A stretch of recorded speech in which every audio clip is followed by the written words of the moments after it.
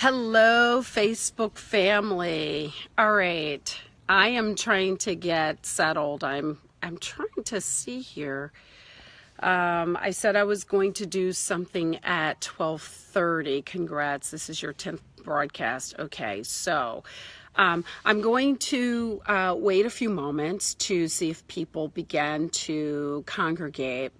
I am S. Renee. For those who don't know who I am, you're live. We're building an audience for you. Okay, perfect. Thank you. Facebook. Hello. I'm S. Renee. I am waiting for people to gather. I am actually want to talk about one of the biggest mistakes.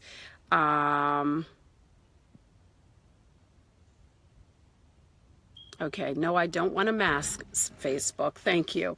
I want to talk about one of the biggest mistakes that many people make in their brand and building their brand. Oh my gosh, it's beautiful out here. I'm trying to make sure this might be good. This might be good right here. Trying not to get into the sun. Okay, 10 people watching the video. Hello, Trina and Aubrey. David Ford, hello. Thank you for joining me today. I'm really waiting for some people to gather to hear the presentation.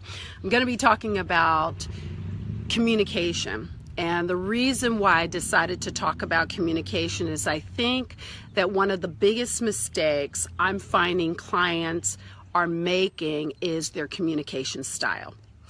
And what I'm learning is that they don't really understand that the reason why you're invited to the table is beyond the nice suit, beyond the nice haircut, beyond your past record. You really have to learn how to connect and engage people through your communication style. So I want to talk about that today. And I want you to understand that your communication, your style, what you say, how you say it is going to determine if you're invited to the table, if you get the promotion on the job, how your personal relationships thrive. And so I want to start with a question today. Hello, John Moore and Carlton and Michael Coleman. I want to start with a question today. And this is the question. Who do you think wrote this email? Is it a boss? Is it a coworker? Is it a client? Is it a friend? Or is it a stranger asking for a favor? This is what the email said. I sent you a follow-up message previously. Have not heard back. As a business courtesy, please let me know whether or not you have the contact information. Who do you think wrote that email? Very well written, right? The person is to the point. They sent a follow-up message or letting the person know, I sent you a follow-up message previously. They didn't hear you. The person did not hear back from the person. And as a business courtesy, the person writes, please let me know whether or not you have the contact information. Who do you think wrote that email?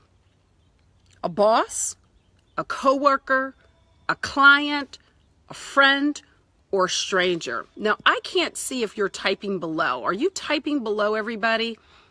I can't see it. I can't see whether you're typing below. If you are, see, I can't see whether you're typing below, and I don't know how to do it. But let me share with you because I really wanted to get your point of view on, can I get somebody just to post something? That email has the accusatory edge to it. Thank you, Carlton. There you go. There you go. It has an accusatory, but many people think that that's professional, right? Carlton, you're dead on.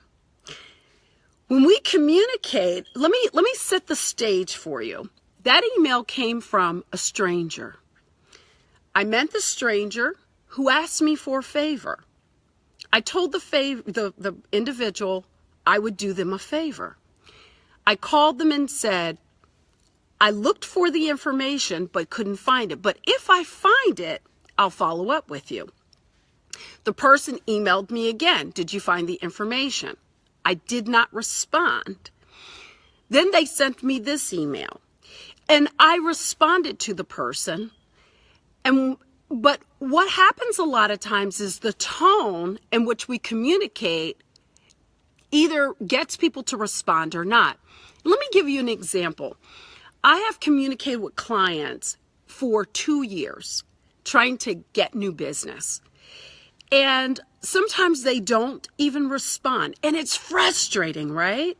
But at the end of the day, I'll get a call, I'll get an email. Someone passed in my family. My mother was sick. I'm a caretaker. I was sick.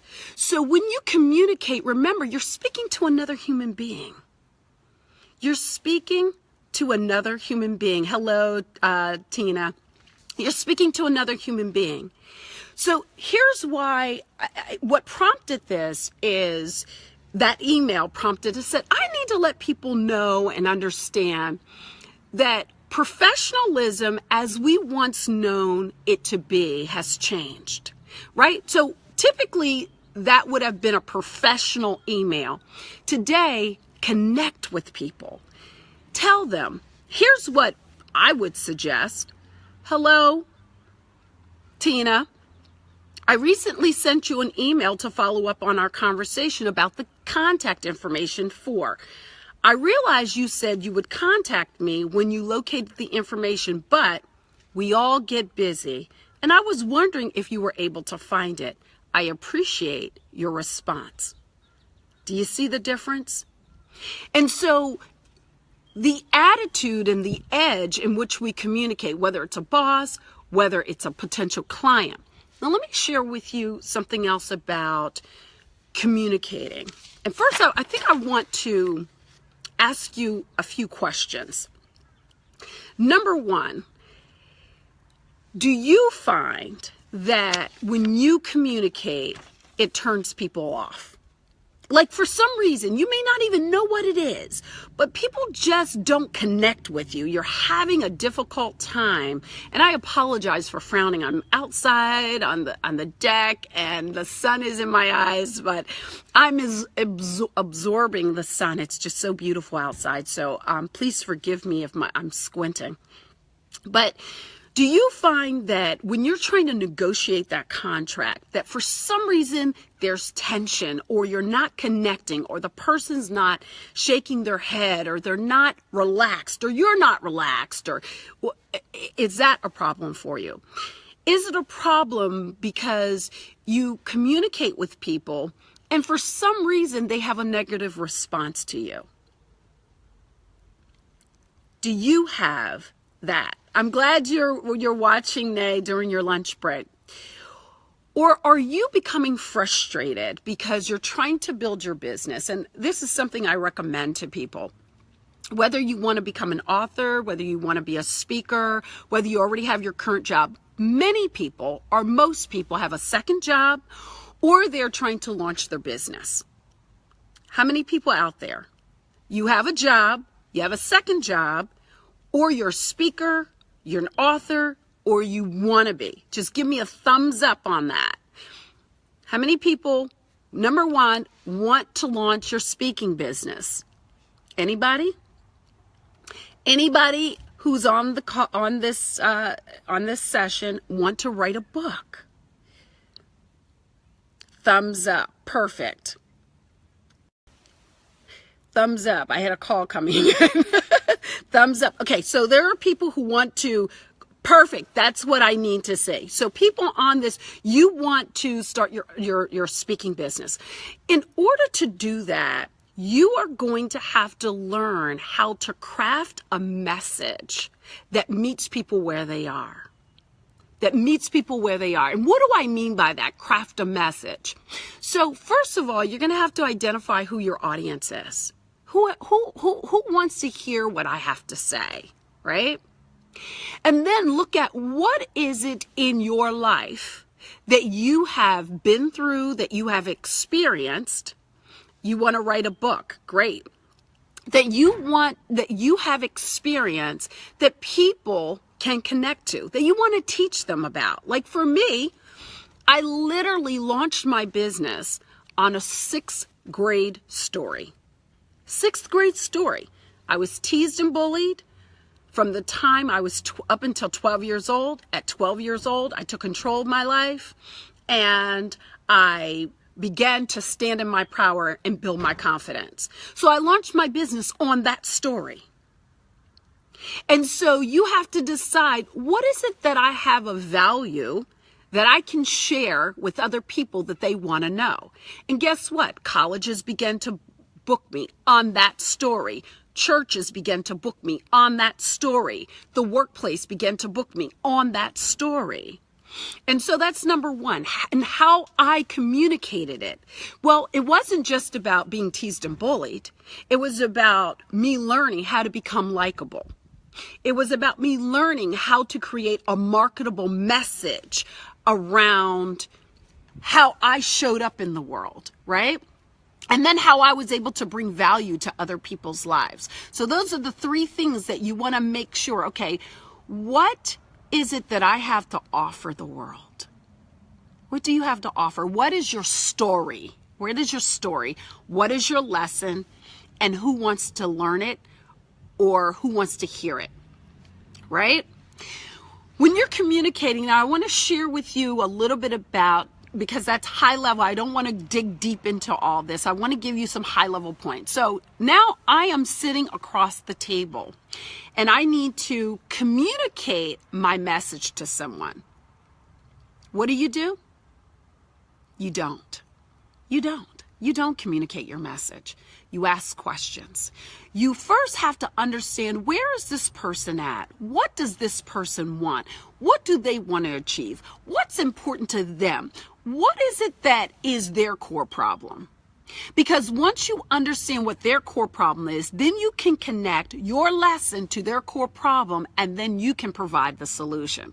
Here's what happens a lot of times with my clients, is that they're saying all the things that they can do, and that's not what the client wants, right? And by the time they're done talking, the client is exhausted. Don't exhaust your client. Don't exhaust the person that you're talking to. Learn how to communicate in such a way that you become the listener. So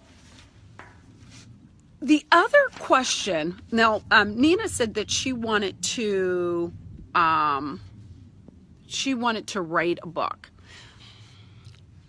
Nina, what is it that you want to write a book about, right? What is it that, so many people, they'll come and they say, okay, S. Renee, I want to write a book. The question is, what do you want to write about? And then the question is, I agree, my book will be out by the end of the year. Okay, Nicole says, using the other self-marketing tips to launch my speaking career. Thanks. All right, so you talked about, yes, Carlton says he likens it, absolutely. Business is like the doctor. He's constantly listening to the symptoms. What's going on? What's happening? But let me ask you this. Do you know how to connect with them before you get to the point? How do you create buzz about yourself? How do you create buzz about what you do? How do you start people talking, right? How do you get people? The other day I received a call from a university, and let me share with you what she said to me. I said, the first thing I always ask people, how did you find me? How did you learn about me? She said, I found you on LinkedIn. So how you communicate your message across all your platforms are important, right? So not only did she find me, but we signed a contract. We have an agreement. So how you communicate your message, is your message consistent? right? Is your message consistent on LinkedIn? Is it consistent on Facebook? What are you talking about? Are you using Facebook as a tool to just express every emotion you have, or are you using it as a business tool that you can use to engage people? One of the things that I want to talk to you about is go back to the whole book. Here's what I encourage you to do. Think backwards. So I launched my business and I launched my book both at the same time. And it worked because I had a message that people would respond to. But I had thought deeply about that. So one of the things you want to do is know your audience before you write the book. Don't just write a book. Know your audience before you write the book. Start engaging your audience before you write the book. Communicate with them. Communicate with them in a way that they understand. I know my lingo. I know my lingo about branding, mission, message, value. But do you understand what I mean by value?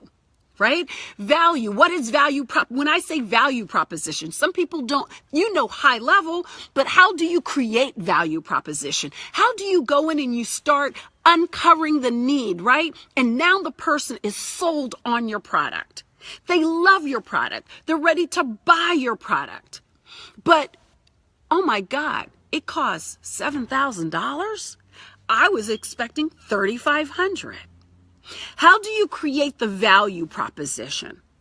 Well, if you haven't uncovered for the person their pain, then you can't be their problem solver. You just can't, because they're not in their pain space yet. They don't know what their pain space yet is. Remember, I opened it up and I said, what are your frustrations, right? What is it when you communicate? Do you have a negative? Are people left with a negative experience with you?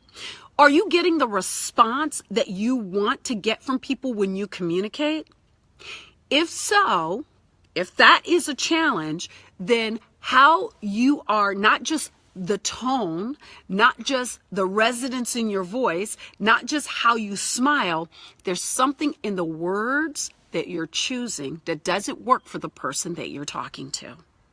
I often tell people, create a profile of the person you're about to speak with, right? Just based on before I speak to somebody, I've Googled them. I know what's on their LinkedIn page. I know their lingo. Speak in a language that they understand. Nina, children developing self-esteem is what her book is going to be about. The questions that you should ask yourself is, who wants the book? Where are they? And are you already engaging them? Are you already engaging them? Any other questions? More questions about communication. What I wanted you to get today is that your communication is going to determine whether you get to the table. How many people right now are employees and you're not at the table? And you want to be invited to the table, but for some reason, you keep being overlooked. If you're overlooked, then you have been able to fail to communicate your value. You have failed to be able to show people the value in having conversation with you. You have failed at the ability to communicate with them how you can solve their problem. You have not been able to show them that if I let you in my space, that you can bring some value to me, because that's what it's all about.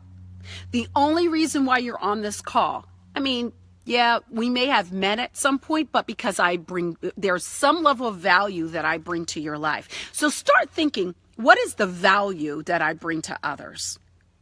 What is it that I do that is so valuable that people will want, that they will look for me, they'll Google my name and they'll find me, that they'll be like the woman at the university who said, wow, I loved your LinkedIn page, and so I just thought I'd give you a call, right? Because LinkedIn is communication, Facebook is communication, Twitter is communication. Right now, this is communication. When you are in the post office, it's communication. I'm going to share with you a quick story. I want to take your questions. So post your question below.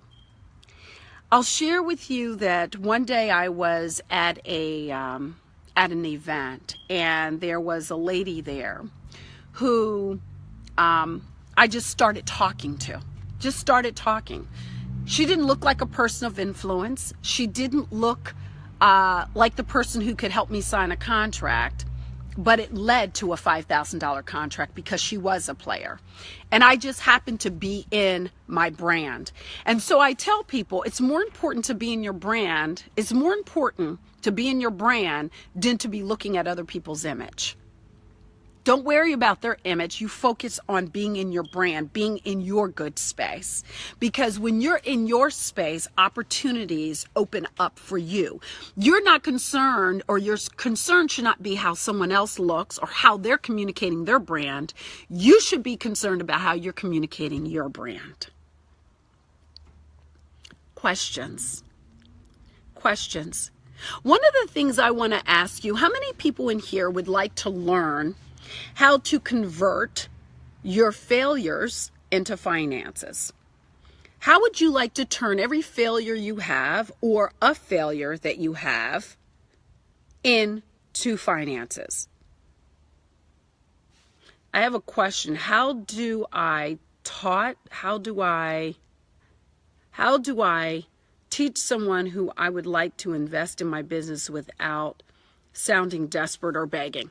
Okay, very good question, Vera. Okay, so I'm going to answer that question in just a second. How do I ask somebody or approach somebody about investing in my business without sounding desperate? I love it. I got it. I know you're typing fast.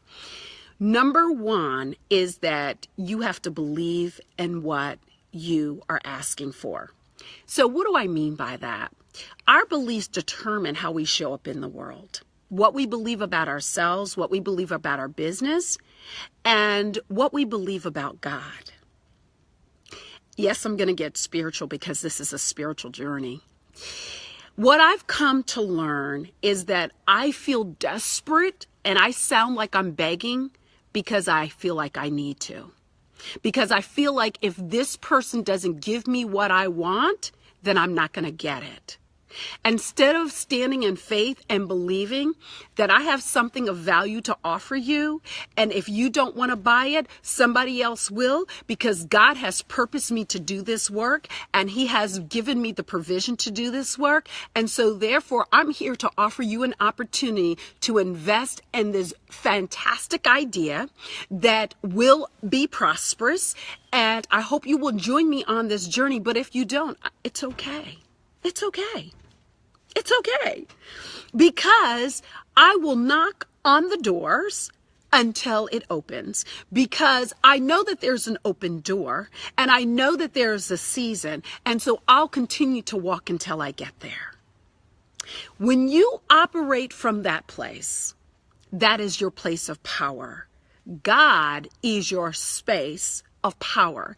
And when you sit in the God space, when you sit with Him, and when you know that He has purposed your life, you don't have to beg for anything, because everything comes as a blessing. And so you release that energy and that spirit of desperation, and you take on a spirit of power and of purpose. I hope I have helped you. Tina said, I just heard that message today. Congratulations. This is the most commented video yet. Well, thank you, Facebook. Okay. So stepping and walking in faith. Absolutely. Absolutely. That's why, Vera, it's going to be important for you to learn how to convert your failures into your finances.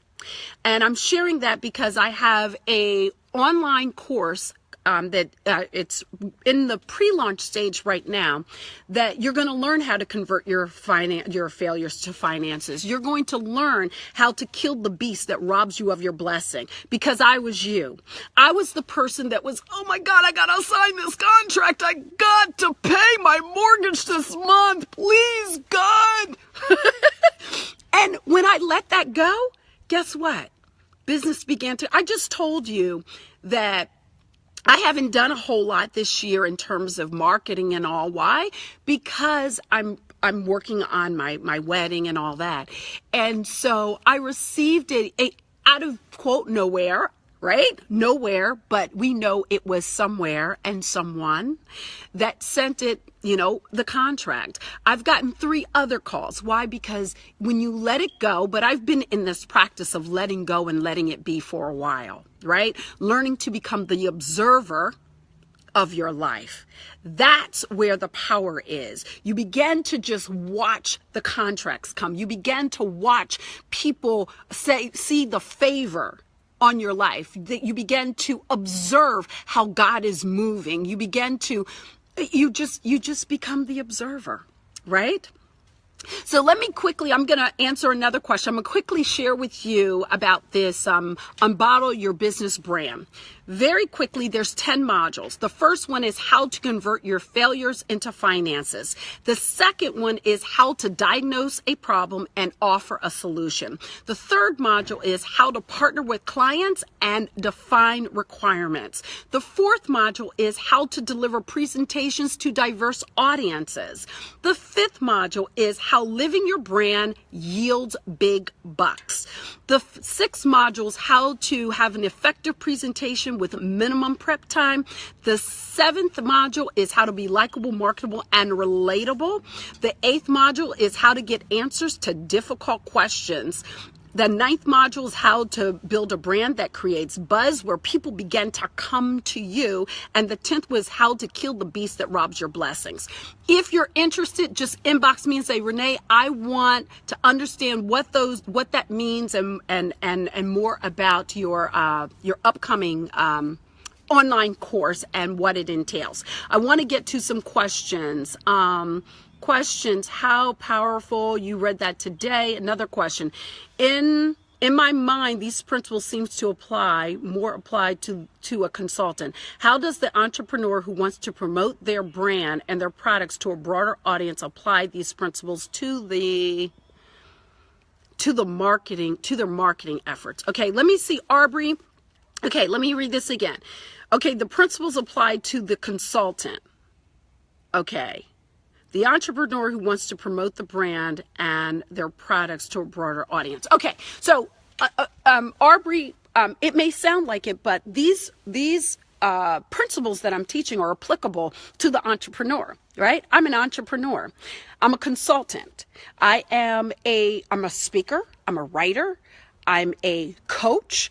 I sit on the faculty at a company. I am an expert at a major corporation, the go-to person. So it applies not just to the consultant, right? But I'm an entrepreneur. So if I have products, my products are my coaching, my books, my online programs. So how do I take let's say an online program, let's say a book, right? I don't know what you're selling, but to the entrepreneur that has a product or service, number one, you have to ask yourself, what platforms do I want to use to convey my message? What platforms do I want to use to convey my message? Now, what do I mean by platforms? Is my platform when I go to the post office? Yeah. Shake your head. Yes. Yes. Right? Is my platform when I go to a networking event? Yep. Is my platform LinkedIn? Is my platform Twitter? Is my platform Facebook? Yes. Every time you walk out the door and even in your house, you should be in your brand.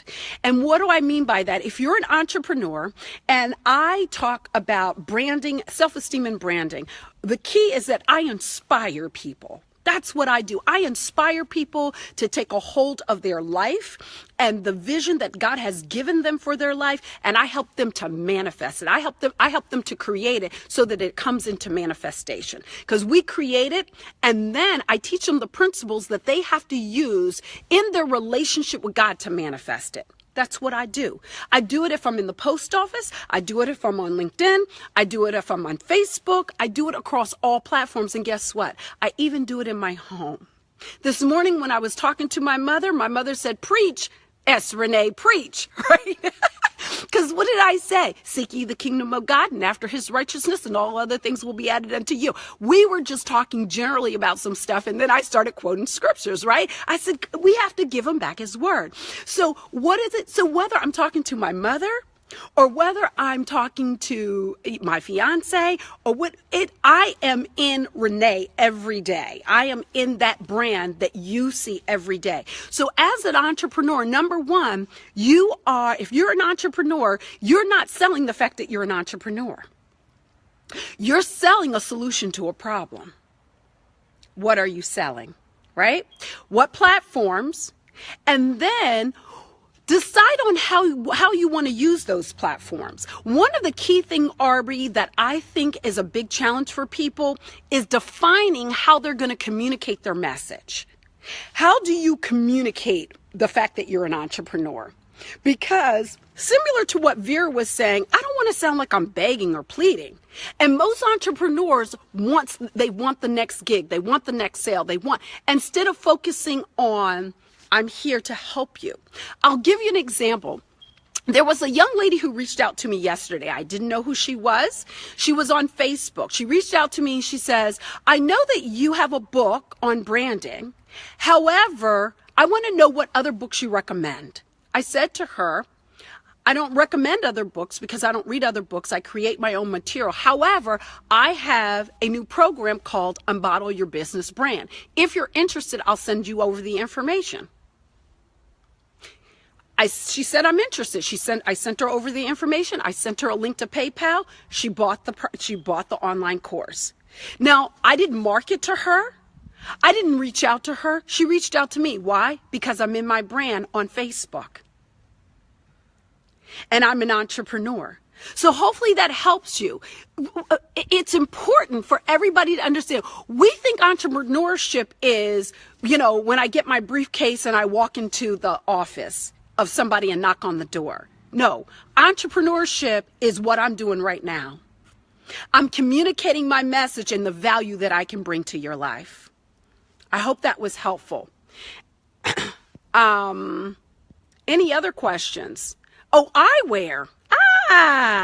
Interesting. Now, Aubrey, I'm going to tell you this. You market eyewear.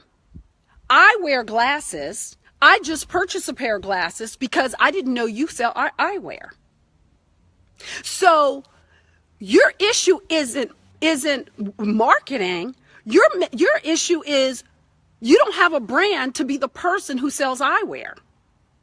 So one of the things I'm going to encourage you, if it speaks to you, you might want to inbox me as we're doing the pre-launch for the Brand Your Business, Unbottle Your Business brand, because the course is very inexpensive and it's an opportunity for you to develop your brand and understand how you become the go-to person for eyewear and how you communicate that. Because I didn't know it and I've known you for years. Right? So the problem isn't marketing, it's how you're positioning yourself in the marketplace and what you're saying and communicating. And the question, and this is one tip you can do right now. Go back to your Facebook page. When we're done, go back to your Facebook page and see if there's anything on your Facebook page that lets people know that you're into eyewear.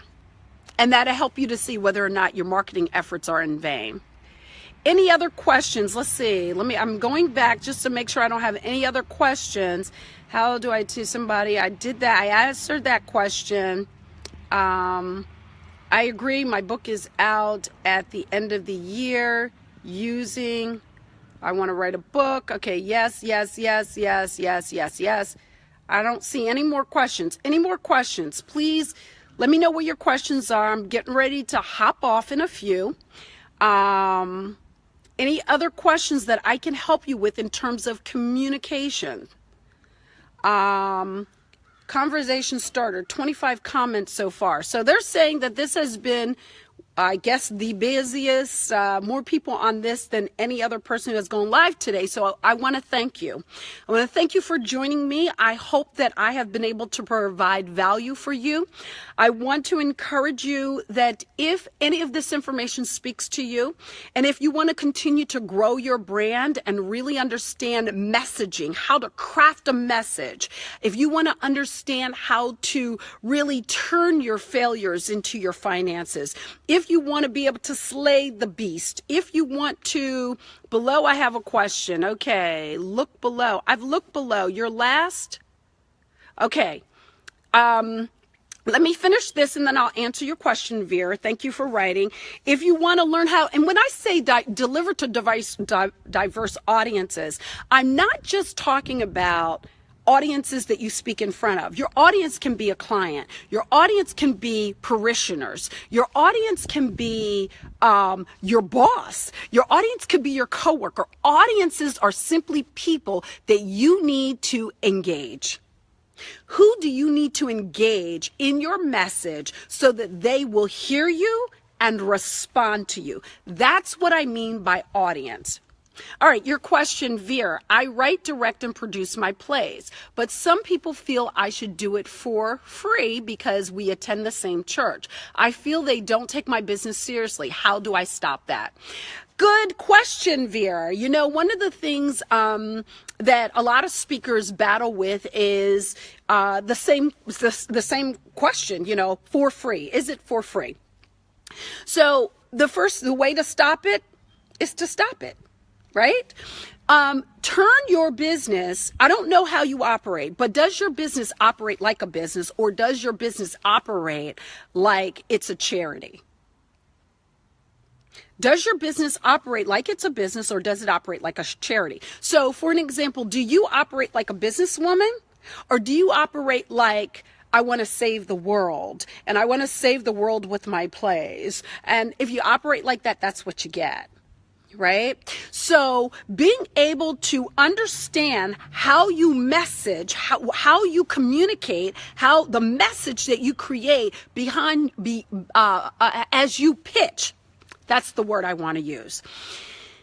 How you pitch your business determines whether or not you're perceived as a business or a charity. As a business or a charity. Same thing with those of you, how you pitch it. So I would encourage you to look at how you pitch it, because how you're being received is how you are presenting. How you're being received is how you're presenting. And how do you stop it? Change the model. Change the model. I'll encourage you also to inbox me to try to get the information, because what it's going to do is create a shift in you, in your thinking and how you see your own business. The shift that people have to make about you really they don't have to make it about you. You have to make it about yourself. When you make a shift about yourself and what you have to offer, people are going to shift with you. People don't shift because you haven't given them a reason to shift. You have to give them a reason.